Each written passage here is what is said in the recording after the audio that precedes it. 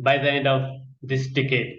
The groundbreaking research, innovation, and policy-based interventions to promote renewables as the primary supply of energy are pushing green hydrogen to take over fossil fuels both technically and economically.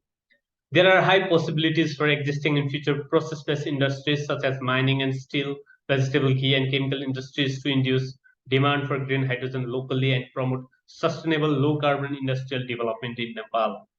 There is a need of a consolidated program to be initiated and owned by the government to establish and incubate the green hydrogen economy for Nepal and prepare the business sector to take over the commercial applications in a competitive manner at local, regional, and international markets.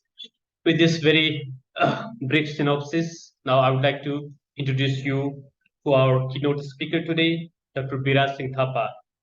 Dr. Biraj Singh Thapa is an associate professor and team leader of Green Hydrogen Lab at Kathmandu University.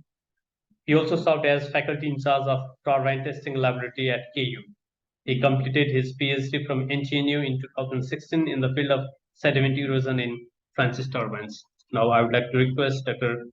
Thapa to proceed with his keynote speech. Thank you. Thank you so much. Thank you so much for inviting me to this wonderful forum by Nepal Hydropower Association, the Energy Forum, episode 1. It's my pleasure, it's my pride to share what we have been doing so far. I'm not sure, should we go for a formal English language or what do you think? This is the first time we have been practicing. So what do you think? Can we switch over between Nepali and English? I'm comfortable in the both languages. Pardon me, Biraj sir, pardon me for a very small mistake here. Actually, we got to start this formally, and I would like to request Arun Rajuria, the president of Nepal Hydropower Association, for his welcome speech. Pardon me, everyone. Sorry. No, and then we shall start with Biraj sir. For the first episode, things are accepted. No worries. yeah. Please, Arun sir, please welcome you for your welcome speech. Thank you, Naranji. Respected Joint Secretary of Ministry of Energy, Water Research and Irrigation, Mr. Madhu Betwal. I think Madhu sir also joined here. Vice President of DPC, respected Pratik Man Singh Pradhan sir, keynote speaker, and my colleague, my friend, Dr. Biraj Singh Thapa, NHA team and other distinguished participants. Namaste and a very good evening. First and foremost, I would like to thank you for participating in this webinar on building a green hydrogen ecosystem in Nepal for energy transition and green growth. This program is a joint initiative between the Nepal Hydropower Association, NHA, and the Green Hydrogen Lab at Kathmandu University. On behalf of NHA, I would like to offer my special thanks to Kathmandu University for believing us so that we are able to initiate a discourse in green hydrogen prospects in Nepal.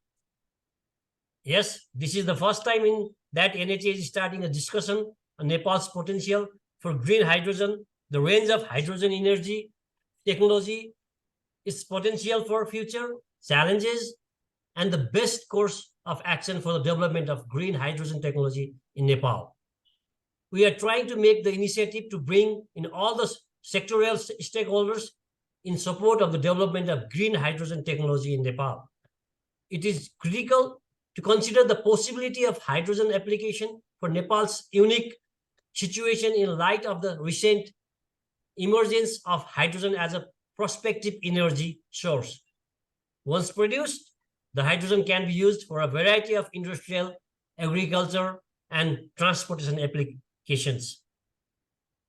On the most effective strategies of decarbonizing the world's energy and transportation system is anticipated to be the hydrogen energy.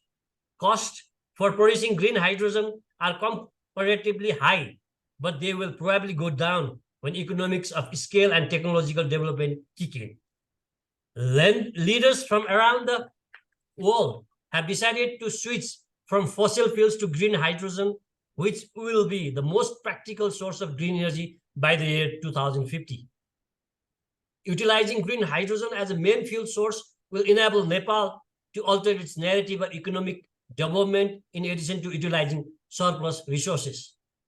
As the commercial application of the green hydrogen potential covers a variety of industries, including the chemical industry, transportation, energy initiative industries, iron and steel say, and the residential sector. Green hydrogen as a fuel is anticipated to become a reality soon. And Nepal must create a roadmap outlining its potential use in the short term, medium term, and long term. Also, putting together the necessary infrastructure should be in the main priority. The government of Nepal is currently working to implement its announced policies, strategies, and project development plans for stakeholders will join in with regards to contribute for creating a future Nepal powered by green hydrogen. Thank you. Thank you, Arun sir, for your very insightful welcome remark. Now I would like to request Virya sir to proceed with your keynote speech. Thank you once again. This is again my pleasure to be here in the very first episode of Energy on Energy episode. This is certainly a good forum. Since it is starting, we hope this forum will attract many participants. So thank you so much once again, respected Madhu Betwal sir, Joint Secretary of Energy of Ministry, and all the dignitaries who are here present, good old friends, and some new people as well.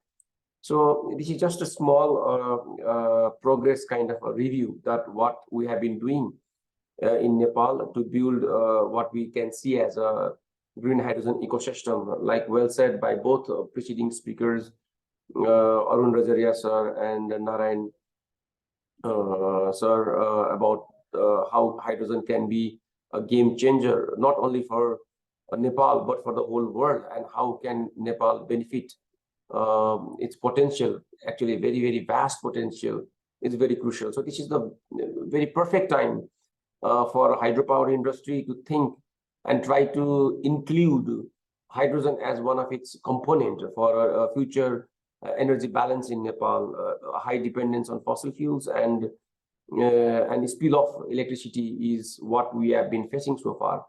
So yes, with this, I would like to share my screen and then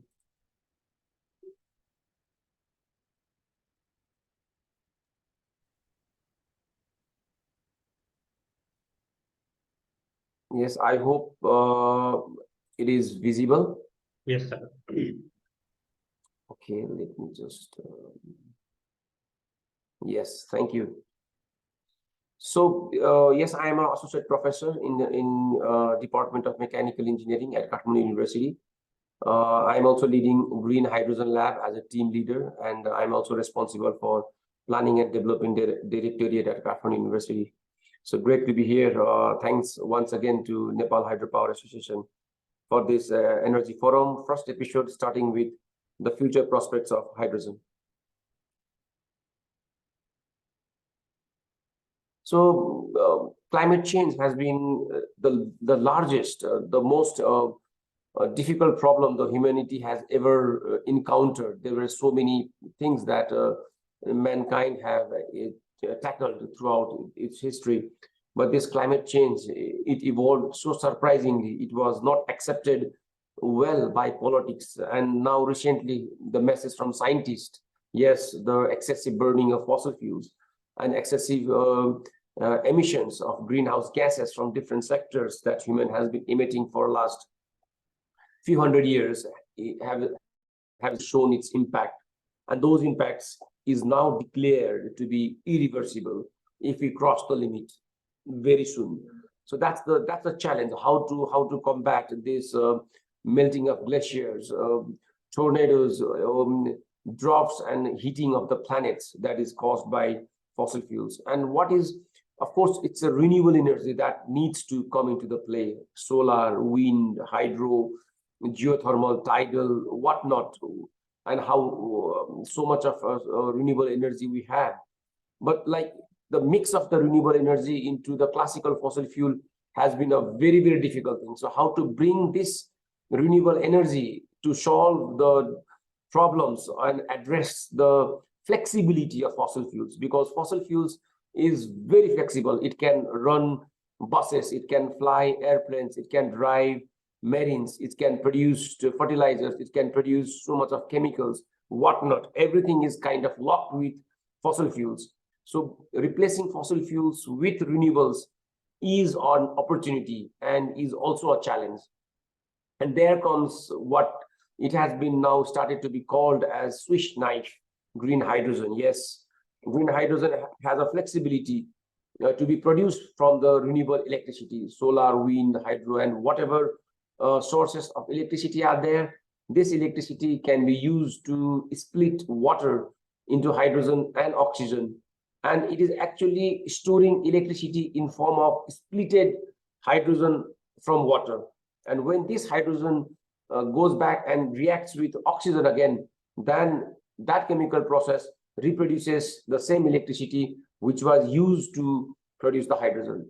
And that is called electrolysis of water, and the hydrogen produced by use of green electricity and splitting water is called green hydrogen.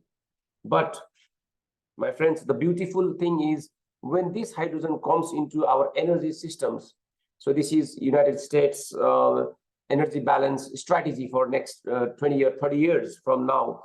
So now hydrogen is brought into the picture in such a way that all the energy that is unbalanced in the grid can be used to produce hydrogen by this process. And the hydrogen produced by this process, it can be used as a fuel for transport, buses, planes, ships, synthetic fuels for industrial applications, for driving marine sectors.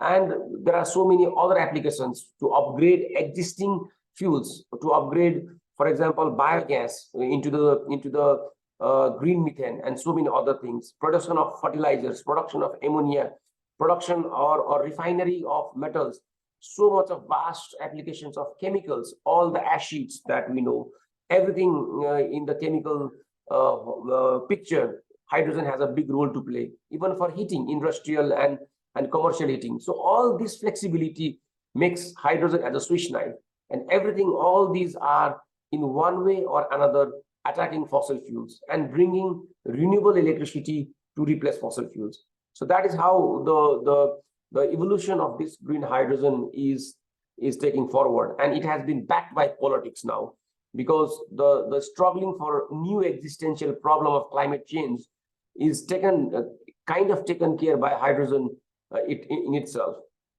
So hydrogen is now called as a political fuel. All the political policies are kind of helping hydrogen to come into existence.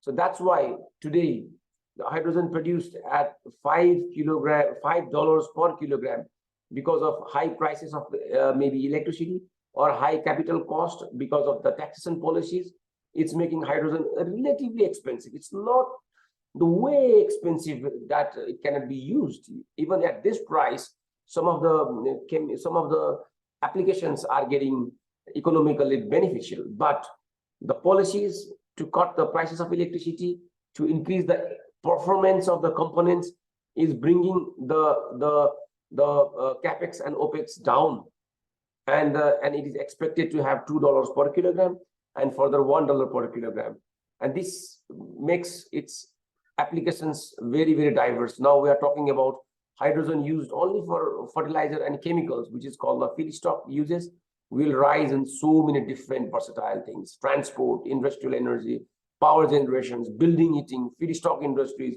whatnot. Wherever we imagine the energy and matter processing, hydrogen has a role to play.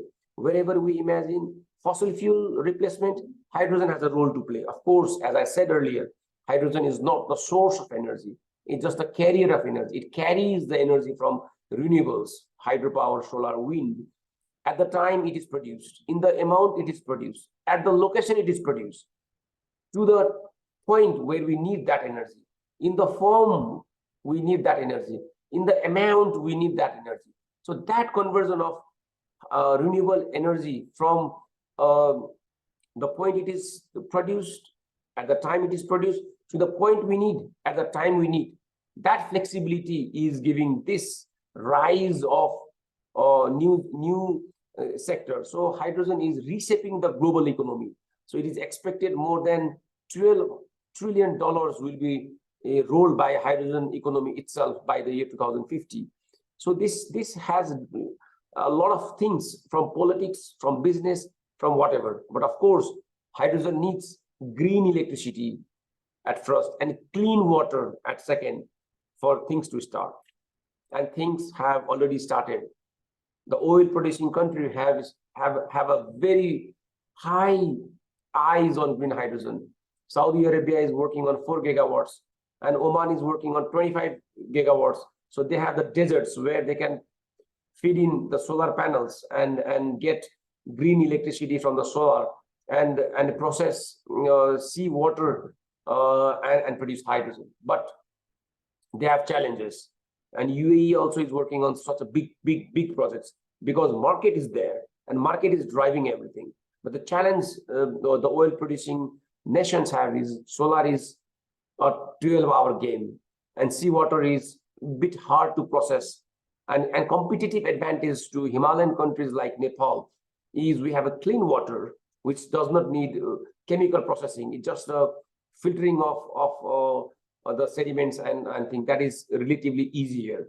And 24 hours, 100% capacity factor of hydropower, 24 hours production of clean electricity. And on top of that, we don't have a high industrial demand of electricity. So that is making Nepal and Himalayan countries more competitive to these oil exporting countries. But still, the oil exporting country has major projects launched already to capture the global market. And its reflections have already arrived to our neighborhood. India has been one of the largest importer of fossil fuel from Gulf countries. $160 billion. I repeat it, $160 billion per year, rising at 4 to 6% per year of fossil fuel consumptions from India alone. And India wants to be independent of this fossil fuel consumption, which they call themselves as a national independence, which they target through hydrogen and by the year 2047. And Prime Minister have already launched this National Hydrogen Mission for Energy Independence by 2047. A very good project, very big ambitions, $1.3 trillion package, and 25,000 crores have already been launched into the market just to create pilot projects, just to create some technological innovations and attract private sectors to invest more money on it. So this is how the Indian systems is reacting to it. Tata Motors have already launched hydrogen buses.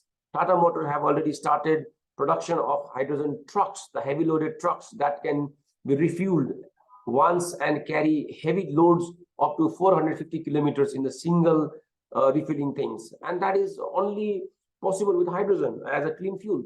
Indian Railway have already started to switch over to hydrogen fuel, and Indian Railway is the largest railway, one of the largest railway network and one of the largest diesel consumption system in the world. It is told that if Delhi itself reduces all its diesel and petrol consumptions and replace it by hydrogen and batteries, the average citizen life in Delhi will be increased by 3 years. So government is pushing this hydrogen not only for its independence from fossil fuel, not only its independence from $160 billion of import of fossil fuel per year, but 3 years life to general citizens. So that is how the politics is working. And they have given so many benefits for the business houses that these business houses wants India to be the first country to produce green hydrogen in the $1 range. And ministers have already started to ride in hydrogen cars. Yes, these are the things that's happening. But the future projections, the year 2035 is the paradigm shift, it is called, is the year where the world will witness hydrogen replacing fossil fuel more or less completely. So that's expected by the year 2035, the production consumption of fossil fuel will be nil down. All the country will have hydrogen or other means of energy vectors to propel the economy and industries decarbonized completely. So that's the year. So it's expected $10 trillion hydrogen will be demanded.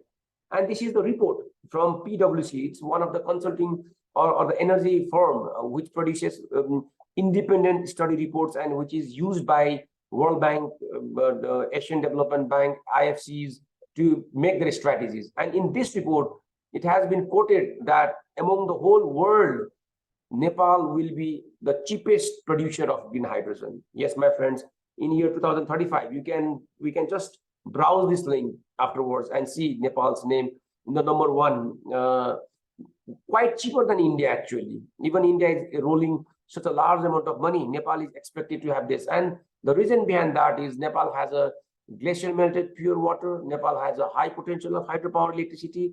And moreover that, Nepal will be producing more electricity than it needs.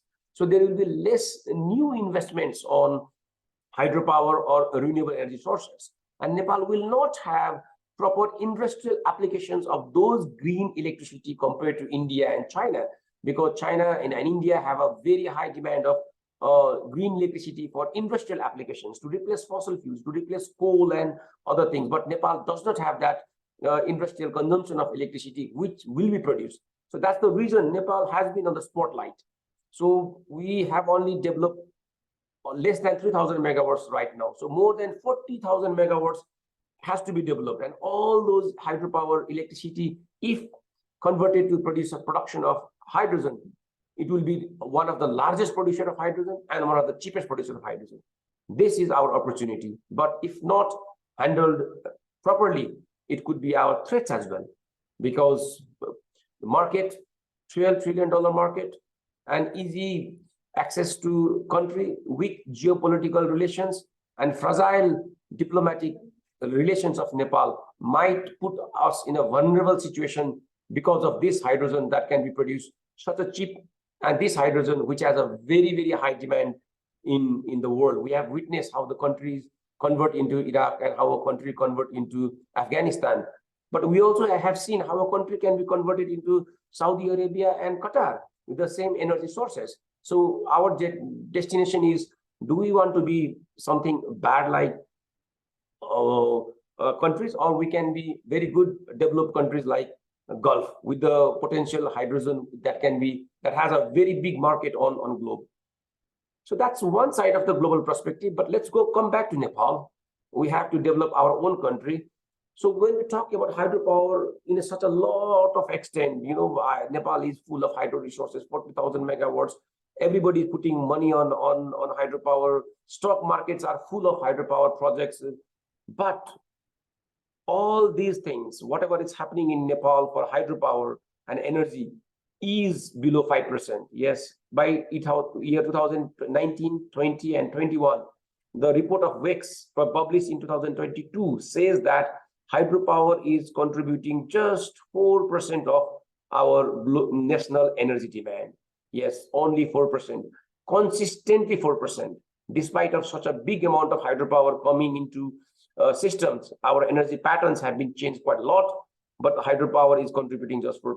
On contrast, while rest of the world is saying goodbye to coal, India is putting high taxes on coal, China is putting high taxes on coal, United Kingdom has already banned the use of coal in any purpose by 2024. So UK will not allow to use coal in any consumption legally. But in Nepal, if you see, the coal consumption in year 2019 was 7%, 20 was 8%, and in 21 it's 9%. So when rest of the world is saying goodbye to coal, are we just keeping coal consumption getting rise? And on the other hand, the report from NEA engineering company shows that we might spill very large amount of electricity. So this is the peak demand, and this is the installation capacity. We don't know how much we will be producing it, but the installed capacity of Nepal will be very, very high than the peak demand Nepal will have. So such a large amount of energy is being wasted, and the consumption of coal is getting higher. So how do we replace the consumption of coal? How do we reduce the consumption of petrol? How do we increase the use of electricity from 4% to 40%? That we think should be hydrogen. So the replacement of coal and fossil fuels by use of electricity through hydrogen could be the direction of Nepal. There are some statistics which I am not going to read, but it's quite threatening to us. The LPG is ruling our kitchens, and its prices are increasing. 235 rupees increase from yesterday. That's a threat. So we don't have fertilizers to produce food. We don't have the LPG to cook the food. So the country will go into the hunger if this situation persists for a long time. But we have hydropower, too much of hydropower that we need. We just need how to connect our hydropower into the replacement of fossil fuels, and how to and that seems hydrogen. At least world is looking at it in the same direction. So this brought us to an understanding. At least we at the inside the university, we have started few things. If Nepal can produce fertilizer, if Nepal can have industrial use of hydrogen to replace coal that is ruining our industrial heat, and if we can use hydrogen for long transport sector like the tippers, the trucks that carries heavy loads, the very long distance buses that uses diesels in large amount, then our economy, our environment, our employment, our energy distribution systems and energy balance could be fit. So that's what our initial thought was. Now this team has expanded more than what it has been shown in the figure. We have 6 PhDs working on different projects. We have 6 masters by research working on different topics, and in total we have 22 people working in the green hydrogen sector in Nepal, and we have been producing very convincing results, and we have been supported by lots of agencies.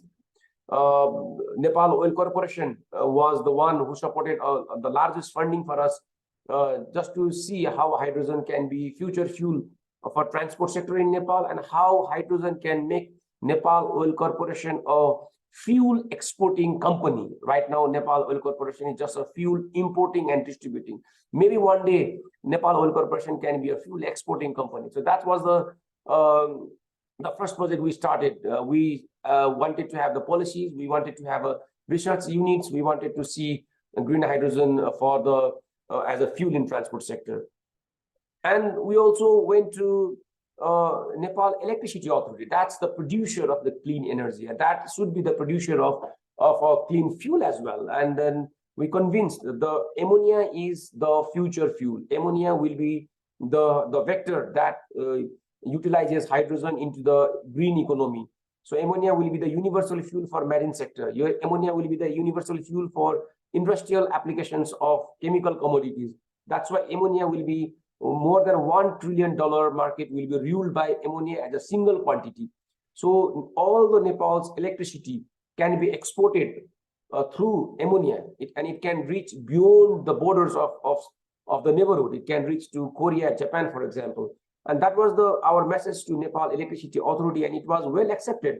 And Nepal Electricity Authority wants to explore on the use of green ammonia as a storage of green electricity when it is not used. And maybe in future we can have a base load plants to produce green ammonia alone from the hydropower. For example, if we have a 500 megawatt base load green ammonia production unit, that is a chemical commodity. China and India are the 2 largest countries in the whole world, China being the #1 consumer of ammonia and India being the 2nd largest consumer of ammonia. And if Nepalese hydropower can produce this green ammonia as a hydrogen derivative, both countries are very, very hungry and eager, and even Korea and Japan can be a consumer of this. So I'll not go into the chemical details of this green ammonia, just the mixing of hydrogen and nitrogen. And another project that we have been pushing so far, the largest effort was to have this fertilizer production unit in Nepal utilizing hydrogen. Chemically, it's not a complex thing. Politically, maybe from the investment perspective, it is very difficult. But from the science perspective, mixing hydrogen and nitrogen will produce ammonia. And that's the project that NEA has already started. And mixing ammonia and carbon dioxide will produce urea. So that's very simple. One more step from this carbon dioxide. And Nepal has more than 55 cement industries. It produces 13.5 million metric tons of flue gases.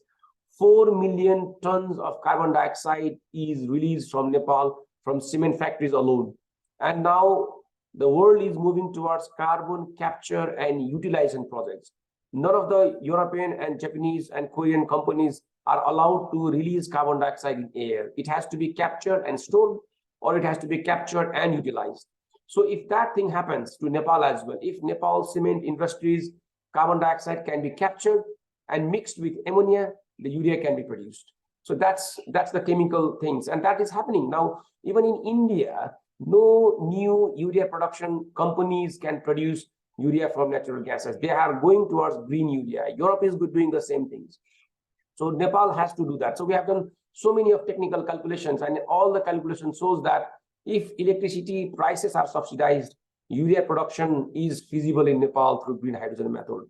It is even cheaper, in our opinion. So next thing that Nepal needs is natural gas, synthetic natural gas, which is called as the green methane. It is the closest replacement of LPG gas. When German and Russians have a war on the natural gases things. So the Ukraine conflict had put Germany in a kind of energy war with Europe, with Russia, and all the natural gas coming to Europe is blocked. But today, in Europe, there are more than 150 companies that produces synthetic natural gas for industrial heat applications. All the European industries are tuned with the natural gas-based supply. And this synthetic natural gas utilizes hydrogen produced from renewable electricity. That balances all the unbalanced renewable electricity from solar and wind in Germany, and carbon dioxide captured from industry. So hydrogen from renewable electricity and carbon dioxide captured from industry. So both, when mixed, they will produce C and H produce CH4. So I'm sorry, I missed the synonym. So this SNG is just CH4 that is produced from hydrogen and carbon dioxide. That's what we think will be the Nepal's clean fuel for industrial heat application. It can replace coal consumptions. It can replace diesel-fired boilers. It can replace rice husk-fired boilers. All the heat applications in industries can be met by this kind of project. And it has been tested in Germany and Europe. More than almost 200 projects are running there. And we have also started the pilot test of this project in Kathmandu University. We have a lab where we produce this synthetic natural gas, and we believe one day this can be household commodity. We can feed this kind of synthetic natural gas as an alternative green cooking fuel. Of course, the induction heaters are there, but this can be alternative clean cooking fuel. So there are lots of projects have been progress has been made. So what we think, another use of this green electricity, the hydropower electricity through hydrogen, will be on the mining industries. Nepal's third largest economic trade-off setback is with consumption of steel. Every piece of steel and iron we use is imported. All the hydropower and commercial development use of steel is binded by import of these things. So we use almost more than 1 million tons of steel every year, almost 1.5 million tons of steel. But Nepal has found the iron ore, which is able to supply more than 50 years, almost 70 years need of steel can be supplied by our own natural reserves found in Dhavadi. And we believe that should not be processed by coal. Now, right now, the world's largest pollution is coming from steel. 1 ton of steel processing needs almost 1 ton of carbon dioxide being produced. So if you imagine 150 million tons of iron ore being produced, processed by coal, so much of carbon will be emitted, and our hydropower electricity will not be utilized. So what Europe has been doing right now is use of hydrogen. So by induction furnace, electric arc furnace, heating the iron ore and reducing the iron oxide by hydrogen. So when we feed this hydrogen into this blast furnace, this iron ore is iron oxide. So it has oxygen which has to be reduced. So hydrogen chemically reacting with oxygen and pulling it in the form of water vapor is the green steel. I have found a report where Jindal have started to produce green steel in the small quantity. Tata has already started to work on green steel. Largest Japanese steel production company, Mitsubishi, have already established a world largest green steel production facility. Germany and Europe has already gone to the green steel production. Everybody is forbidding the use of coal for steel production. And this future industry should not use coal in Nepal, because now we see already 7% coal consumption for the energy sector. If this mining industry comes up and utilizes coal, it will be directly 15%, 14 to 15% consumption of coal in Nepal for the energy sector. But if you go for hydrogen-based mining industry, then all the hydropower projects producing its electricity can be utilized on such projects. And there are so many other lists, but my favorite one is what we call energy storage. All the spilling energy that from the dry to wet season variations, so much of energy. This year's report, there was a report which said that more than $250 million equivalent electricity will be not utilized or spilled this year. So hydrogen is coming as a very, very big energy storage thing, more than pump hydro, more than dammed hydro. Hydrogen as an energy storage vector. I'll not go into technology, but we are working on that. If wet season electricity, which does not have a market value, maybe 1 rupees per kilowatt hour, and even that is not used and spilled, can be stored in form of hydrogen and brought back into the dry season, where even in India, the spot price could be 12 rupees IC per kilowatt hour. Yes, that is possible through hydrogen, but it needs a lot of technological reformation, lots of investments, lots of policy gaps, but that is possible. And now the world is looking hydrogen as an energy storage system. We have so much of solar, so much of wind, so much of tidal energy produced at once, but cannot be utilized when it is produced. So it has to be stored. So hydrogen is coming up as an energy storage thing. So this is what few things that we have been working, and we have been trying to pitch it out, and we are trying to find suitable partners to work with. But the challenge is advocacy. We don't have lots of policies that help these projects to come forward. But the next thing that our team has been doing together with good friends in this meeting as well is to work for policy recommendations. The first thing that happened in Nepal for hydrogen was through Ministry of Energy, and thanks to Madhu Betwal sir and Secretary sirs for taking these initiations, and thanks to then Minister Pampa Bhusal, who took this brave challenge to set up this Green Hydrogen Coordination Committee, which gave up a report how hydrogen can be a game changer for Nepalese energy balance and to reduce the consumption of fossil fuels. And also second committee was there to recommend how hydrogen can be utilized for chemical fertilizer production in Nepal. Both reports were done, and we got chance to serve as an expert. And they reflected on the yearly progress. And we saw that thing reflected on the annual budget, but it was a yearly budget, and we saw both hydrogen used for the fertilizer and for alternative fuel in transport. We have also seen at the minister's level, Prime Minister, I'm not sure if this can display, but I think you can hear a bit.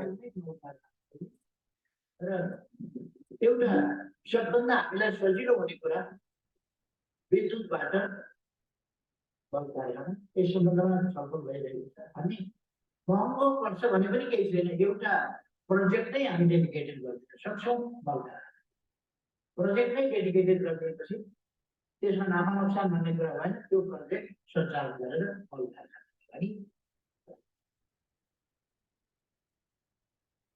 त्यसमा hydrogen गाडी जोड्ने तयारी गर्नु ताकि अब हामी यो green एनर्जीबाट green hydrogen गएर हामीले त्यो किसानहरूलाई आवश्यक पर्ने मलका तथा त्यसको उत्पादन गर्नको लागि पनि यातायात क्षेत्रको लागि पनि अन्य उद्योगको लागि पनि हामीले एउटा विस्तृत सम्भावना पैदा गरेको.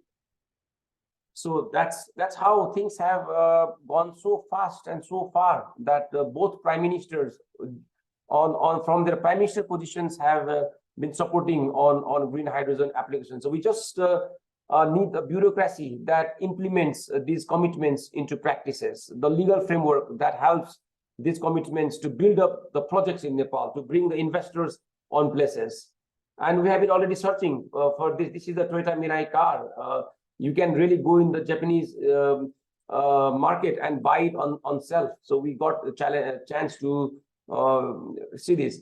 And even the former Prime Minister invited us to the Prime Minister's office, and we had a very long and important discussions with him and regarding the long-term policies, long-term strategies that Nepal needs to secure the foreign investments, to ensure the private investments will not be ruined, and to ensure the business will come into place. And the Prime Minister established what we call this National Policy for Green Hydrogen, and the policy draft committee was formed. And again, it was Energy Ministry on the Joint Secretary Saha was leading us, and we have several people from the cross-disciplinary ministries from the legal and others. So this draft committee have worked very well, and the draft policy document has been sent. It has been signed by all the reviewers. As per my knowledge, it has been already reviewed from the different secretaries, Secretary of Law ministries as well, and it is in the final phase to be endorsed by the cabinet. And things are not placing as fast as we expected it to be. So this is one of the bottleneck right now, how to get this national policy in place and how to bring the regulations into practices. So we have been even moving further. We have been knocking all the doors. We found the new energy minister on place. Even we went to the former energy minister as well and talked about this policy. We went to the finance minister. Even we went to the aviation minister to let him know that future of aviation is going towards hydrogen, and maybe Nepal can be a destination to refuel the cheapest hydrogen in future. We have also met several other dignitaries. We went to the Ministry of Industry, Commerce and Supplies, because this is the ministry that rules almost $4 billion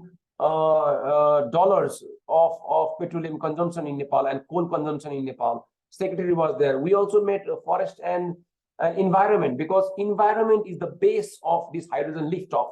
So we think we sometimes are blamed to be crossing the boundaries of universities. Teaching, producing human resources, graduating students should be the university's professor's job, but this is the national priority, and someone has to take the lead. Someone has to drive it, and we feel pride that we have been able to do some impactful things. So finally, we believe with the electricity we have, even with the 2,000 megawatt plus electricity, the country is suffocating. And if MCCV is not there, what will happen? If India will not buy electricity, how can we grow up? But with hydrogen, we think if we can produce the hydrogen, we can import, we can export it through waterways, through ships or through pipes. And if we can bring into the Bay of Bengal, which is very near, almost 100 to 200 kilometers from Nepal, that is the political deadlock. How to bring Nepal's hydrogen and ammonia up to Bay of Bengal. If once we reach there, our electricity through hydrogen and ammonia can go up to Korea and Japan. So that is the way we should aim, how to export our electricity through hydrogen and ammonia in the global market. That is the possibility. It has also started a regional collaboration. When our Prime Minister was visiting India, we found a news, very well written news found in this link, that Modi has clearly said now India has a very high interest on Nepal hydrogen, not only hydropower. And India has also declared, like, India wants to supply 10 million tons of green hydrogen. That's very big amount actually. And India has more than 70% of its electricity coming from fossil fuels. And to produce green hydrogen, we need clean electricity. So of course, there is a very good chance of Nepal and India collaboration on hydropower to hydrogen. But Nepalese interest, Nepalese economy should be benefited. That should be our concern. How can we reframe our policies? How can we reframe our national strategy so that international collaboration with hydrogen and hydropower brings benefits to us, not threats and not challenges? Nepal has been organizing so much of events. The USAID has been very active, Ishimod and other agencies. Even Nepal Engineering Association organized one very good panel discussions on hydrogen. There was a Nepal Green Hydrogen Summit, which was graciously presented. So finally, we also had so many other overarching activities, and we have been signing MOU with the Norwegian universities and other universities to work on human resource and knowledge development. We had Indian ambassador visiting Green Hydrogen Lab. We visited United States of America, the Department of Energy, and she was the director of the foreign collaborations at National Renewable Energy Laboratory of Department of Energy. We even Secretary of Nepal government was there, and we have been also organizing so much of industrial level of hydrogen development in Nepal, visiting several places, Pokhara, Butwal, Biratnagar, and trying to keep the people awake and to collaborate. So Nepal needs this green hydrogen national policy. Without it, none of the investors are going to put money on it. We need some seed money for research and development and developing the ecosystems. We have some pilot projects. NEA has already started, thanks to Ministry of Energy, that NEA wants to go with the 5 megawatts green ammonia projects. Private sector, there has been several OPI Power and other hydropower companies have already started to work on production of green ammonia at 50 megawatt scale. But how to ensure that their dream and their commitments will be realized, and how to facilitate these foreign investments coming in Nepal in the benefit of our country as well. So these are the challenges that we need to discuss, address, and find beyond this. There is no issue that Nepal hydropower will bring hydrogen, but will that bring benefits to Nepal, or will that bring more complex situations to Nepal, politically, economically, and bureaucratically? That's the biggest question that we need to understand. Yes, thank you so much. Nepal's hydrogen can be energy security for us, getting independent of fossil fuel, food security for us, having fertilizer production unit, better energy management, dry to wet season energy balance, and of course carbon neutrality, which Nepal wants to get before India and China 2045. Government has to sit on the top and lead the way. Industry and academia has to collaborate. That's how Nepal can become an energy independent country. I'm sorry if I got a bit longer, but thank you so much for this wonderful opportunity. And maybe we can have some discussions afterwards if necessary. So back to you. Thank you, Viraj sir. Yeah, you took 10 more minutes to be specific, but it was very comprehensive and very well prepared, well documented. We really thank you for your very comprehensive presentation. I think we are benefited from this keynote speech.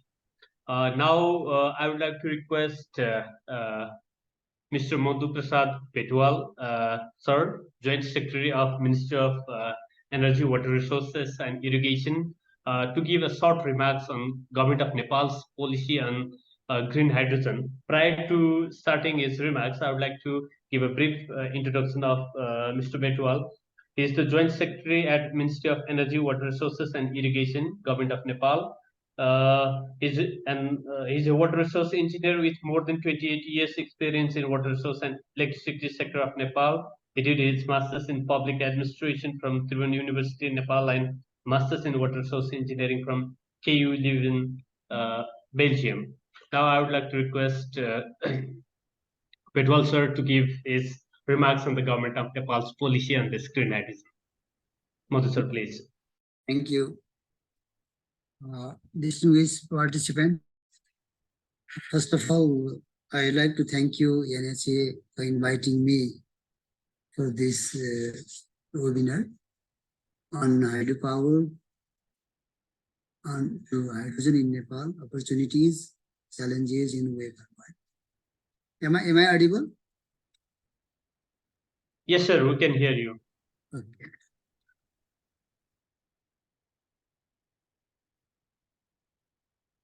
I also like to thank you, Dr.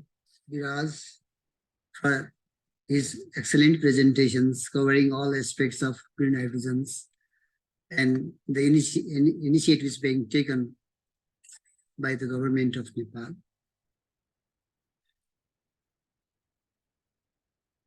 I stand before you today with profound gratitude for the growing momentum of green hydrogen initiatives in Nepal, as we diligently work towards our sustainable development goals.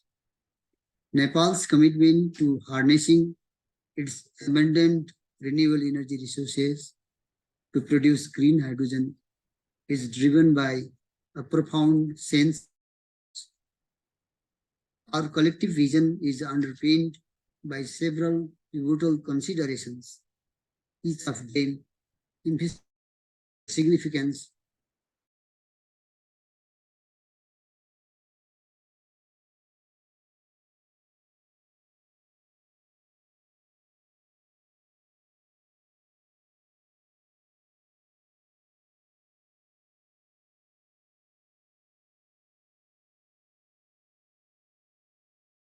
to efficient energy storage and transportation, all while reducing greenhouse emissions. Crucially, green hydrogen stands as a cornerstone in the decarbonization of industries and transportations, pivotal steps, vital steps towards mitigating climate change and fostering sustainability. The opportunity presented by green hydrogen is nothing short of transformative. It forms an integral part of global drive towards green energy solutions, a key enabler for nations striving to achieve their net zero targets. The essence of green hydrogen lies in its production, driven by emission-free electricity and its subsequent use without emissions. Nepal's green hydrogen journey is already underway. Our government has initiated a comprehensive studies and key projects, most notably the establishment of green hydrogen, ammonia, and its derivatives, is outlined in the budget speech for 22-23 fiscal year. Our focus spans policy development, technology showcases, and fostering collaboration among stakeholders. I must also highlight some of the major provisions under the proposed draft green hydrogen policy,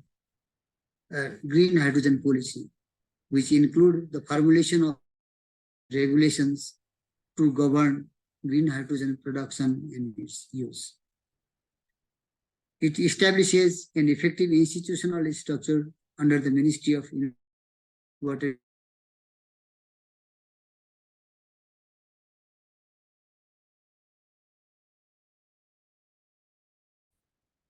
Furthermore, the policy aims to attract investment in green hydrogen industries by providing barriers and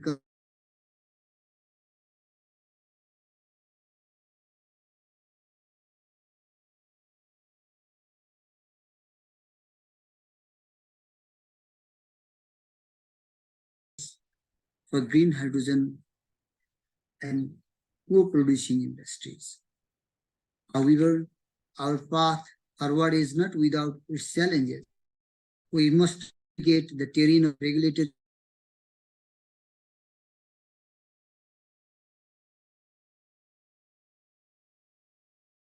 chain, infrastructure to establish a foundation. The seamless intersectoral remain coming the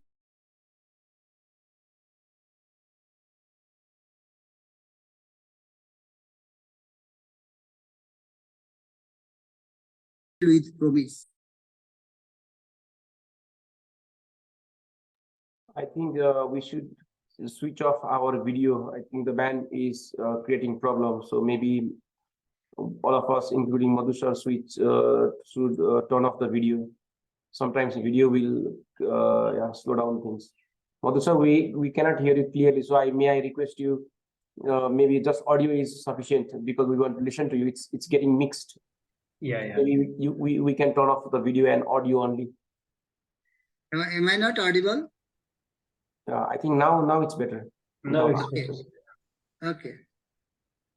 The way forward is filled with promise. As we anticipate the future of green hydrogen in Nepal, the possibilities are truly promising. Integration of our renewable energy resources will support our energy independence and security. Simultaneously, it will make substantial strides towards decarbonization and climate goals. This journey will create economic opportunities, nurture innovation in clean energy technologies, and foster national cooperation and partnership. Most significantly, our endeavors align seamlessly with our sustainable development objectives, positioning Nepal as a beacon of green hydrogen adoption on the global stage. In closing, Nepal's embrace of green hydrogen epitomizes our commitment to unlocking the potential of our resources and addressing the pressing environmental challenges that we are facing today. Our journey holds the power to reshape our energy landscape, rendering it more resilient and sustainable. The dividends include bolstered energy security, reduced emissions, and a wealth of economic opportunities. Collaboration, addressing forthcoming challenges, and concerted efforts are the cornerstones of our path forward. Nepal aspires to be a global exemplar in green hydrogen adoption, offering a greener, more resilient energy sector and contributing to the cause of sustainable development at a global scale. I express my gratitude for your attention and your participation in the discussions and cooperative endeavors that will refine our roadmap for a brighter, cleaner, and more sustainable future. Together, we can forge a path towards a world where green hydrogen plays a pivotal role in shaping our energy landscape and fostering sustainable future for all. Thank you.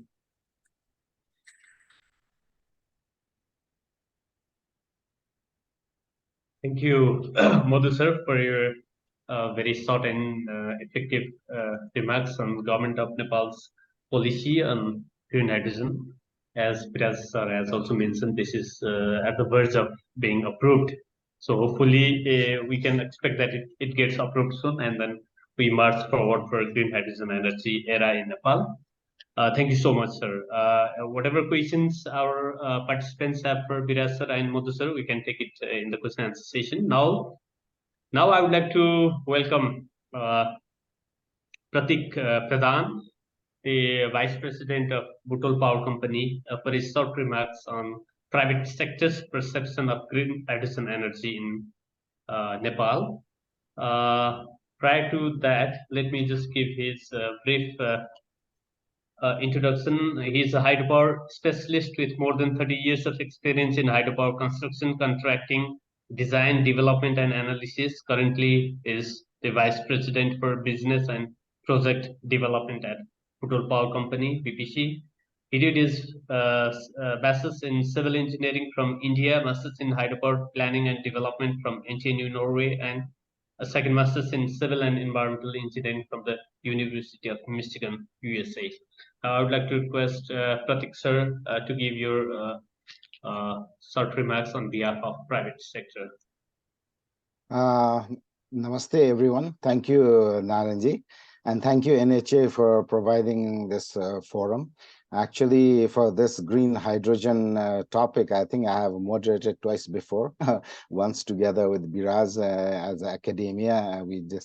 That was during the COVID time, actually. So, but firstly, I'd like to thank you, thank the NHA as an organizer. The way they have put this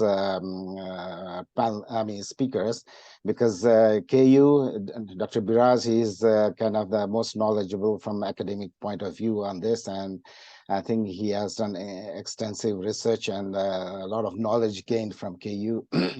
So that is from the academia side, and then we have definitely from the ministry, Madhu Bedwal sir, from policy regulation, and having me as from private sector. So this is what is best scenario, having PPP model, trying to go ahead for the development of all the energy sector in Nepal.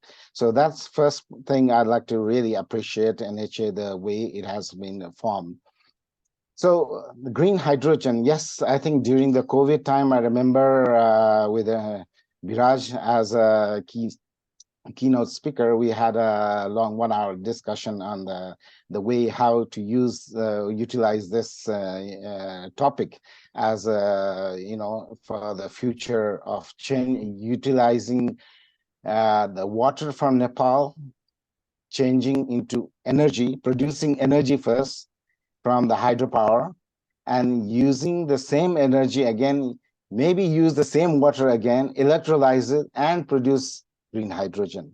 And this is a very ideal topic, and I think I don't want to go into depths into the hydrogen, into different types of hydrogen. And we're talking about green hydrogen, which means the source of energy that is used for electrolysis of water or producing hydrogen is from renewable energy. So that's a basic. So there are the different terms. You can use blue energy or gray energy or pink energy, depending on what kind of energy source you use. And what I like to also bring in is currently the green hydrogen.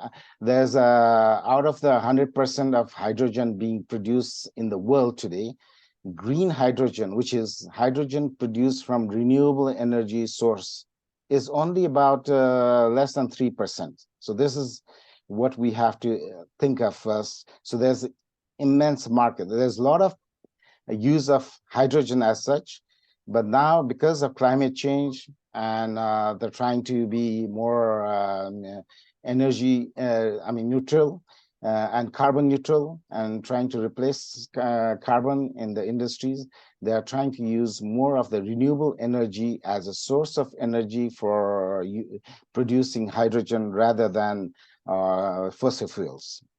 So there's immense potential on that. So in research-wise, as Biraj has already highlighted in his presentation, that there's a lot of use of it. They have used already in the vehicles, they have used in the aviation and in trains. So in bus, Tata, even in India, Tata buses, they have. But from the commercial point of view, I think it has not been yet very effectively kind of, I would say, commercial yet. It is picking up, definitely. From research-wise, I think they have already done extensive work and it's kind of proven.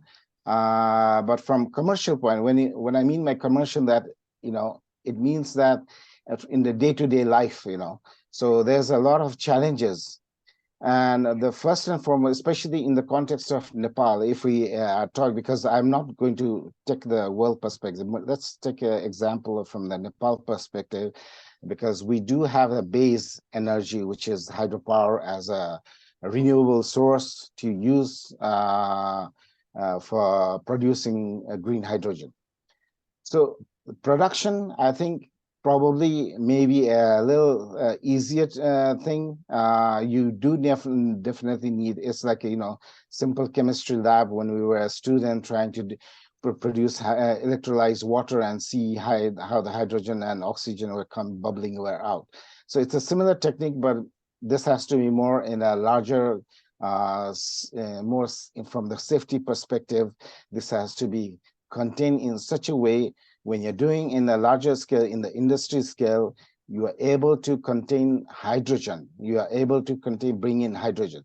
So production-wise, using hydropower energy in Nepal is a very kind of should be a competitive method.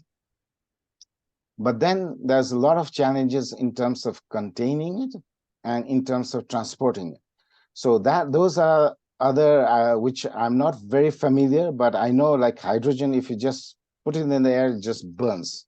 It just kind of flames, so it is very explosive. So we need to take care of how to handle that. I think for me, what I see from the private sector is the challenges of handling hydrogen, once it produces, because storing it, containing it, and transporting it.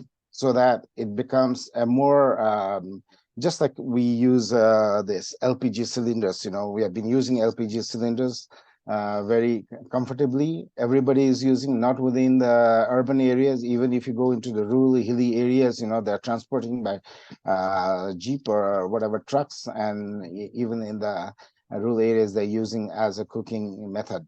So similarly, when we are able to use hydrogen in a similar manner, in a similar safety perspective, then we are at the point where whatever we have been saying, the potential that Nepal can use for the benefit will come in. So that was one point I really like to make sure that the practices. So this is where now I like to again bring in PPP, like KU as the academia doing a lot of research, and government coming with the regulation and policies, and the industry sector as a private sector. This is where they have to face a lot of challenging in production and containing, and also to do it in a very efficient manner, because ultimately what boils down is the cost. And when the private sector is building this or producing green hydrogen or selling it, I would say, as long as there's not much return on investment they have put it, I don't think there's much benefit to it. So that comes when the private sector would do it in a practical way, an efficient way, and with there's an investment as well. So when we do it from the local perspective, yes, we can start it and we can do it, but when you have to do it on a larger scale for really having a good impact on national economy, we are saying that there might be, like Biraj has pointed out as well, a lot of investment from abroad would be also required, which means like FDI. I'm talking about we need a lot of FDI, foreign direct investment in this sector. And so when it comes to that, we need to understand that even today, for developing hydropower for FDI, there's so much challenges, especially in terms of the currency risk mitigation. So as long as those things are not taken care of, none of the investors would jump in or come in to invest in the green hydrogen business, despite we might have plenty of potential of green renewable energy base as a hydropower, So those needs to be really taken care of. And in terms of production, I saw in Biraj's slide that currently maybe it's $3 to $5 per kg. And later on, Nepal has a potential to reduce to even half of that price. Yes, those are, theoretical, but in terms of practical, I think when it comes to, production, containing, transporting, the risks and safety, there are a lot of risks in this, and also safety matters. So, and, we need to meet the international standard, definitely, because the moment you have certain casualty or accidents, it may not be labeled as a good source from Nepal. So I think we need to be very, very careful in handling all this. So I think from the private sector, I would like to, again, like 2 years ago, when you had a similar conference, moderation I did, I was offering KU, Kathmandu University, all the time. We have few of our plants, especially say, I mentioned to them Chimruk plant, where we could do a pilot project where we could use, especially during the monsoon, 3 to 4 months, maybe surplus energy or at a very reasonable price, and do a pilot project in terms of generating hydrogen from the hydropower at the plant. We'll give the area and everything, and then how to do the containment, and transport and safety. Those together we need to link, not only production. So we are ready to partner or join hands with the academia or even the government, as a pilot project. And to a certain extent, we can facilitate in terms of the area, housing, and all that. But certain other things that needs to come up with the production, especially, as I said, safety, and those needs to be well taken So we're ready to join for a pilot project unless we do few of the pilot projects and we feel ourselves that we have taken care of some of the challenges, as I mentioned earlier, and the safety aspect well taken care of, and we prove ourselves that we are able to do it in a commercial manner, that produce it and sell it and also use it, also we need to look at the user perspective as well. Then only this becomes a viable source of energy. I mean, I know it has a lot of uses, but especially the production and containing and transport is the basis right now, rather than other industries using it for future or more valuable use. So this is where the crux of the whole industry lies. And we from the PC are really ready to partner with maybe the government, academia, and provide one of our site to start the pilot project. I think with that note, I'd just like to thank you right now. But if there are a few questions, I do have also a few questions, but we'll discuss more during the question and answer section. Thank you very much for this. Thank you, Pratik sir. Actually showing your, or let's say private sector's readiness to go for industrial development of green hydrogen in Nepal, also highlighting the possible risks and challenges associated with it. I think we can have discussion on this later on with Viraj sir. Now we are into the question and answer session. As I requested earlier, I requested participants to put their questions on the chat. I have two questions received. I think both of these are directed to Viraj sir. The first question is, what are the policies to address the challenges in storing hydrogen in case of Nepal? Viraj sir, then I'll also ask you the next question. This is very interesting. What would you think be more economic, exporting electricity to India and producing hydrogen there, or producing hydrogen in Nepal and transporting it to India? Viraj sir, please. So I think both are the two sides of coin. Policy will make the second questions more easy to answer. But the first thing is the policy we have. We kind of went through all the policies. Like the first hydrogen policy was made, green hydrogen policy was made by Korea, and then they came through Act. But the general hydrogen policy was made from America back in 2005. They had kind of a hydrogen policies in an Act. So, and we have seen the policies. Even the last policy was made from Sri Lanka.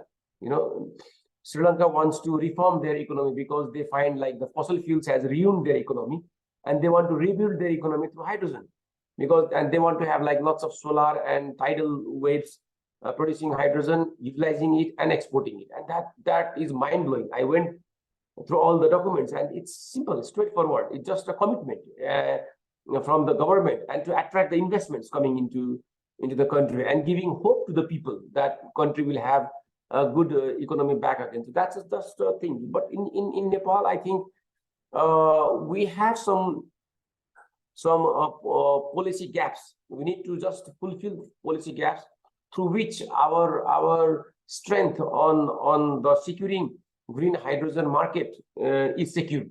Because through the policy gaps, there could be lots of infiltration. So for us, for Sri Lanka and for other countries, the hydrogen potential, hydrogen production has a limited scope from the investment opportunities. Their production cost is high, their production amount is low. For Nepal, production cost is low and production amount is very high. So the chance of infiltration is very, very high. So we need to sit together and try to find out how can we make policy today so that the infiltration after 5 years can be blocked. So I'm not expert on that. I can just see the chances of those things happening. So it's a legal thing. So the expert who knows those kind of potential infiltration and who have witnessed, because we have seen now our hydropower is getting deadlocked. If we don't have investment from one particular country, no export is possible. So that is a kind, it's not a good word, it's infiltration. So then now the investment from other countries will stop the hydropower export from our country. So that should not happen in hydrogen. It should be a free energy because it's a free market. So that freedom of having investments and having export, because it's a clean fuel, everybody needs it. India, China, Bangladesh, everybody needs green hydrogen. Even Bangladesh is now started to discuss with us, at least on the university level, is it better to import electricity, or would hydrogen could be a better alternative for Bangladesh, because Bangladesh uses lots of ammonia for production of fertilizer. It is export fertilizer to Nepal. So if they can import ammonia directly to Bangladesh and mix carbon dioxide from their industry, their industry will be decarbonized, and they can produce fertilizers, and that fertilizer can come to Nepal.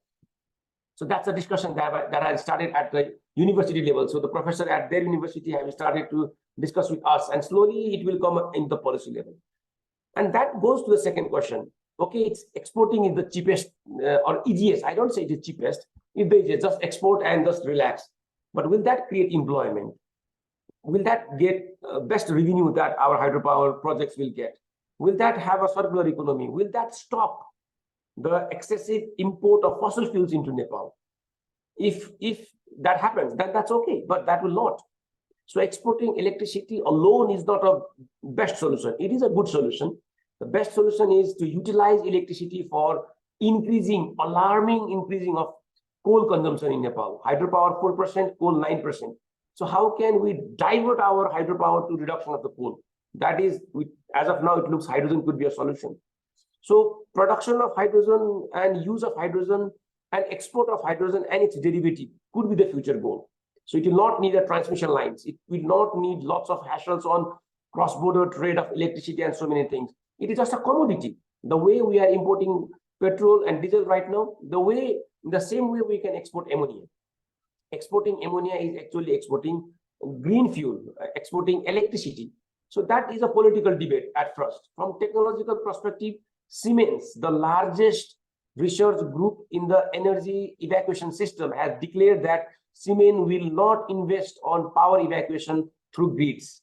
Siemens will start to invest power evacuation through gas, that is ammonia and hydrogen. So that's official Siemens company's thing. So that shows that in future, power evacuation will still be a major commodity, but that is not through the grid, that will be through the gas, and that gas is hydrogen and ammonia. So world is moving on one particular direction. So I think Nepal has to find local consumption of hydrogen and ammonia for industrial applications, create jobs, hold good people, stop mine drain, stop human resource evacuations, stop people to go ahead and try to persuade people to live happily inside the country. For that, we need industries.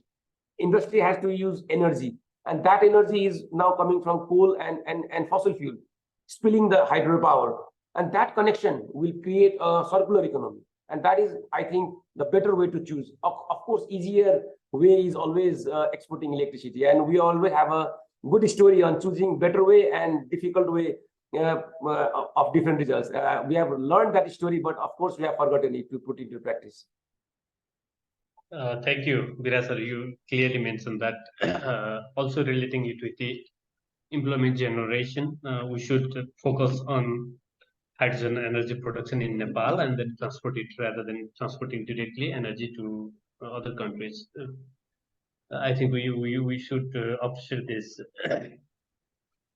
Before raising further questions, there was one query. Where can we find the draft policy report on this green hydrogen policy?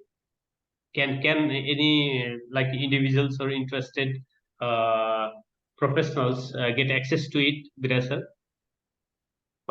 Once more, can you just clarify it? The draft policy report on green hydrogen energy that you have prepared. Yes. How can we get access to it? Of course, I was a member of draft committee, so I have both unsigned and signed version of the report. But there has been a kind of understanding between the draft committee that the chair of this is Energy Ministry, and all the rights to share it with anyone will be limited to Energy Ministry until it gets public. After it gets public, it will be publicly available in the web page of the relevant ministries. But until that, we don't want to have more chaos. The executive summary, I am not sure if that can be shared. We have a small version of executive summary, and respected secretary has already published a small version in one of the daily news, I can share that version. It is written like नयाँ बन्दै गरेको hydrogen नीतिमा के समावेश गरिएको छ, and it was a one full paragraph from the secretary of what is included. So where I have to be ethical, I have to respect what the framework has been given as a committee member. Of course, I have it, but I have not shared with anyone, to be honest, not a single person. So, but of course, Energy Ministry can share that if it is needed. It's under their jurisdiction until it gets public. So my effort will not be to share it, but to make it public. Yes, yes, thank you, sir. So basically, that article can be accessed as it is published in the National Daily, definitely. I have one question for you, Viraj sir. As Pratik sir mentioned, unless the commercial viability, let's say production on the industrial scale or a financial viability is seen, it is very difficult to attract foreign direct investment in Nepal. And without having that, I don't think this discussion or the discourse that we are having today, or we were having 2 years before, or we will be having 2 years later, that doesn't significantly make serious impact on the economic prosperity that we everyone is aiming for, looking for. So besides the research that you have been doing past 3 years, can you just share the progress, the things that you thought by, let's say, 2021, and now how feasible those options have been turned out, as your feasibility studies might have completed as of today 23, and how you could see those being implemented in upcoming years, besides the financial viability and all these FDIs coming for the industrial scale investment. Can you just clarify this? That's very, very nice. I think if you look in the web page, if you just go the randomly, you just choose, for example, NTNU, and if you see like number of PhD application call for a single topic, it is hydrogen. The 9 PhD alone by NTNU hydrogen this year, and earlier it was 9. Before 5 years back, it was 9 PhD on petroleum. So petroleum department was calling 9 PhD. It was the largest PhD in NTNU. Hydropower was 4th or 5th. Now hydrogen is the first one, 9 hydrogen PhDs. And if you look at the new research center, again, I went to Norway and I saw like 10 new research centers was established by government last year in Norway, and 7 of them were on hydrogen. If you see the largest government fundings coming for the research anywhere in the world, maybe even in Nepal, NEA and NOC together, like it is like 6 or 7 crore rupees. So government funding for a public university for a PhDs and research is the largest funding, even from the country like Nepal. So that is driving the whole research and the technological innovations. So now I read a paper from Australian University that they are claiming to make an electrolyzer that is 92% efficient. So they have not commercialized it. Now they are patenting it, but at least on the papers, on the document, it's 92. Earlier, when I started my my research on hydrogen electrolyzer, it was 65. So in 3 years, they are claiming now 92. So and maybe after some time, the 95% efficient electrolyzers will be pumped into the market. Or when I started our research, like 1 megawatt was the largest electrolyzer, when PEM electrolyzer, the new class of electrolyzer. Of course, Norway was making 130 megawatt electrolyzer, but that's alkaline, the old technology. The new electrolyzers, 1 megawatt was the peak. Now they are talking about 10, 100, and 1 gigawatt electrolyzers within next few years. So technology scale up is happening so fast in so high amount, and that will change everything. So earlier it was driven by politics. Now it is now driving by the technology. So technology and politics, they are working together to reshape the whole thing, because at the end, it is all to save the planet, to save the human existence in the earth, which will not happen if this fossil fuel consumption will happen at the rate it is happening. And the alternative hydrogen is shaping the world. So that is making everything go faster, and much faster than what we, or at least I expected when I started to work on this film. Yes, thank you, sir, for sharing us your experiences. Pratik sir, you told that you have some questions to be answered. Yeah, I have actually a few questions to Viraji. The electrolyzer you had mentioned, is this something like a mega, 1 mega, whatever, you could get from KU under some certain grant or funding from NOC, NEA, whatever you had mentioned? together with a partnership with BPC. Is it something you can bring it and we can use it in Jimrick to produce hydrogen as a pilot project, number one? And because this has to definitely come together with the private sector as well as to look the detailed challenges and to look at to make it more commercially viable as well as financially viable and taking care of all the challenges. I think that will be required. The second question I had was on the cost, because you mentioned something like about $3 per kg of hydrogen production at the current stage. So how does that compare to the, if we're using the current NEA electricity, say PPA rate? So instead of me selling to NEA, if I use the same electricity to produce hydrogen at the rate of $3 per kg or whatever, am I more beneficial than NEA, or how does it look? I mean, I just want to get your little idea on this. Thank you. Yeah, thanks. The first thing, I think, let's go from second, market. So that is driven by market, like how much, if we can produce hydrogen at $3 per kilogram, that's now the technology is moving at that side. So I think now when I started to work on this, we had like 3 rupees per kilowatt hour was a cut-off price to make hydrogen competitive to the market. Now it has risen up to the $4 because of the technology improvements and other things. Now even 4 rupees, if the electricity price is 4 rupees per kilowatt hour, that is feasible. Now NEA is saying like if somebody wants to produce hydrogen, we can give them electricity on 5 rupees per kilowatt hour. So now the game is between 4 to 5. So if some power plants is able to produce electricity in-house, for example, 3 rupees per kilowatt hour or 3.5 rupees per kilowatt hour, then they can produce hydrogen with that electricity without selling it to the NEA grid. But if they are doing PPA, for example, 4.5 rupees per kilowatt hour, then it's saving prices. So it all depends on few things. But the driver is market. Who will use hydrogen? It's not about how cheaply hydrogen can be produced. I can maybe, even if I can produce hydrogen at $1 per kilogram with the excess electricity, if somebody is not buying it, if somebody is not using it, then that's a waste of money, actually. So it's producing medicine and storing it up to the expiry date and throwing it out. So somebody has to buy it. So it's creating the value chain, it's creating the end user who will use that hydrogen. And if end users start to create their ecosystem where they can pay more for hydrogen, like if you can produce at 3 rupees, $3 per kilogram, but if market is now ready to buy it at $4 per kilogram, then that's okay. It's not about the production price. It's about how much the market is willing to pay for that commodity and for what they will be using it, and how will that consumer benefit by the hydrogen they would buy from your side. So it's creating a whole value chain: production, storage, wholesaler, retailer, maybe end use, and also things. So that will drive the things.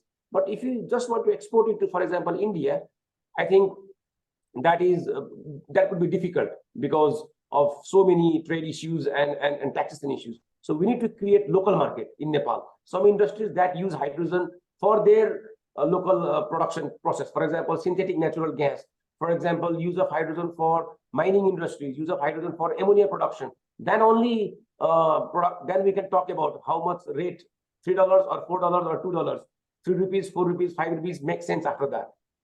So second thing, yes, we can do that. We don't have a large electrolyzer. The largest electrolyzer that we are now buying is 5 kilowatts. We already have 1 kilowatt electrolyzer that is a very, very small. So we are working at the small laboratory scale. So the next electrolyzer that we are buying from NOC project is 5 kilowatt project. But we know the company that can supply up to 1 megawatt electrolyzer, cheaper price. Now we are talking about $400 per kilowatt of electrolyzer cost. So that is the bench price. Earlier it was $1,200. So the first electrolyzer we bought was around $1,200 per kilowatt. Now it has gone down to like $400 to $500 per kilowatt thing. So we can go up to 1 megawatt, and there are suppliers who can, off the shelf, they can supply up to 2 megawatts without any problem. And just on the same note, I mean, like you said, 1 megawatt, I mean, can you put a proposal? I mean, because we can give you a facility, as I said, to go ahead with a trial process, because without first trial, I think a laboratory scale is one thing, but in a practical term, you need to have at the site and see all the difficulties, challenges, and containing maybe even 500 kilowatt, whatever. But I don't know how, whether you'd be able to propose a proposal and get a funding with a proposal with the private sector like us giving a site, and government also supporting in that for maybe importing the equipment, electrolyzer, whatever. And I think this is the first step. I think we should, because we need to prove that we are able to generate at a remote project site and produce it and contain it. And I know there's a lot of hydrogen import right now as well for some industries, like maybe steel or whatever, maybe in small quantity, but maybe we can provide in small quantity to them and get this chain linked first, initiated. And once that is established, then we can see how we can optimize benefit at each of the steps. So whether that can be a possibility to use us as a private sector with academia like you and the government, and bringing a proposal and electrolyzer, and maybe link it to the small market at the beginning. Yes, I will. We have already started to work on that actually. So we have already started to make applications and submit to the grant agencies like NORAD and embassies from our side. But like if we make a joint proposal, that will be strengthened further. So we that is something we can discuss beyond this webinar. Thank you so much. Yeah. We always like to promote. We want to push private sector. We want to stop at some point and come back to our classroom teachings, and we want the private sector to lead the way forward. Okay, good. Yes, thank you. Now I think we'll just take one last question because we are running out of time now. There was one question about what is about the storage time. So it depends on the conditions of storage. I mean, how long can we store this hydrogen energy? Yes, sir. That's beautiful. We can store it in the solid form, liquid form, and gaseous form. So gaseous form is normally for the short-term storage. Its half-life is very small. Like if hydrogen in the gaseous form is not used within a month, it will be half because of leakage. It's so difficult to store hydrogen in a gaseous form for a long time. So for example, if I'm producing hydrogen tonight from the spilled electricity, and if I'm using it for transportation tomorrow morning or day after tomorrow, that is gaseous. So if I want to export hydrogen produced in Kathmandu to Biratnagar, for example, and use it in a month time, then we have to do it cryogenic cooling. It's like pressurizing and chilling, which makes hydrogen liquid. And that has a little bit long life, but still the chilling costs is added to it. But that depends on like half of hydrogen or chilling cost. Chilling cost is cheaper. So then we go for that. For example, if I want to export or store hydrogen for a 1 year time, if I want to produce hydrogen in the wet season and reuse the same hydrogen to produce electricity in dry season, then we have to go for the solid state things. So we call it metal hydrogen. It's not making it solid by cooling it like ice, but it is storing inside another metal. For example, there is an aluminum base metal inside which the hydrogen can move like sand moves inside the basketball layer. So if you have a whole room filled with the basketball and if you put the sand finds the way out. So similarly, hydrogen can be stored in the solid form. It's the gas, but locked inside a solid. So we find a small path and we just trap. It's like a locking hydrogen. So now lots of new research is working on these metal hydride things, storing hydrogen in a solid form. And now the new research, Japanese research universities are working on synthetic carbon fibers. It's like a fiber. It's like sponge soaking the water. So new kind of carbon fibers soaking hydrogen, a lot of hydrogen, and making it like a solid. So it will not be released until some chemical process or something pressure process induces. So it will not burn, it will not leak, it will not react, it is just stored. So that is a solid. So that's the future. So when you talk about like dry to wet season hydrogen storage, that is definitely metal hydrides or solid state storage. If you just export, that is liquid. Utilizing on site, that is gaseous. So hydrogen is very flexible. It just needs to be understood and technologically used for a particular purpose. Yes, thank you, sir. So I think we close the question and answer session here. Onwards, having the electrolyzer efficiency from 75 to 80%, and again it's lost in its conversion from hydrogen other form. Is it economical to use it in transport? There is one question. Yeah, the Japanese car company Toyota has launched a new car Mirai, second version.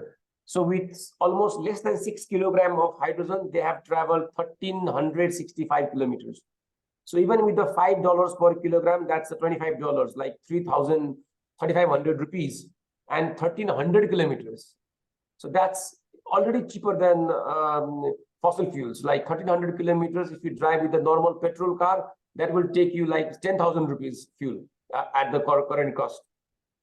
But the cost is associated with the infrastructure. How can that 5 kilogram hydrogen come into my car?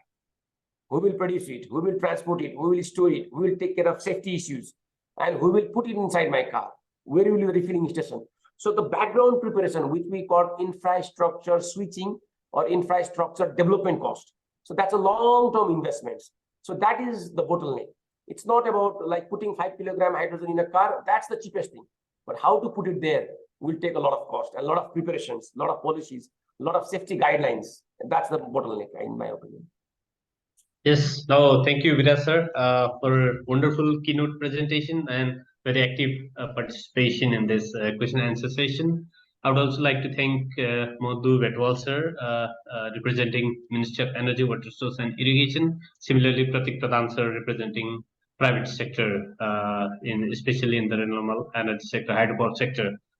So with this, we end this question answer session, and now, sorry, pardon me for having 10 extra minutes than we initially planned. We were planned to conclude this by 16:30, sorry, 18:30. Now I would like to, without any further delay, I would like to request Mr. Manohar Shrestha, Vice President of Nepal Hydropower Association, for his word of thanks and closing. And I would also would like to say goodbye from you. Thank you. Manoj, sir, please. Thank you, Naranji. Thank you, Naranji. First of all, we NHA are very happy that this first session is soon going to be completed successfully. And just to take the opportunity, I would like to invite you in our next sessions as well. This sort of presence will be going on regularly in future. So similarly, I would like to thank Associate Professor Biraj Singh Thapa for his keynote speak and as a speaker, and he has highlighted a lot of details. And similarly, our Joint Secretary Madhu Vetwal, he has also put his idea about the hydrogen and the need of this in future, and also policy is aligned with us that hydropower for the hydrogen development. And I saw that our Vice President Business BPC Pratik Pradhanji, and he also very much eager to implement it. And it's a whole package of presentation from research to align the policies, and also how private developers are eager to go with it. It's sure that hydrogen is a need of the day now, but we have to make sure that, as Pratikji also highlighted, that the safety issue, unless this is not available for everybody very easily and commercially affordable, then still we have to do some research this safety wise, and certainly it will help to stabilize our electricity and our grid and need of electricity. Not only that, and also it equalize the global warming, as most of the countries are now promising for zero emissions and so on. So I don't take much time. Thank you very much for all the key speakers, presenter, and also all the participants. And we hope that in our future presenters also will be available, and you'll allocate your time. Thank you very much. Yes, thank you everyone. Namaste. Thank you. Bye-bye. Bye. Thank you so much. Bye-bye. Bye.